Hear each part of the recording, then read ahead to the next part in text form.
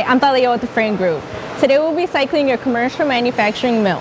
This machine is currently set to 480 volts, 3-phase. We recommend you read the manual in its entirety before powering on this machine.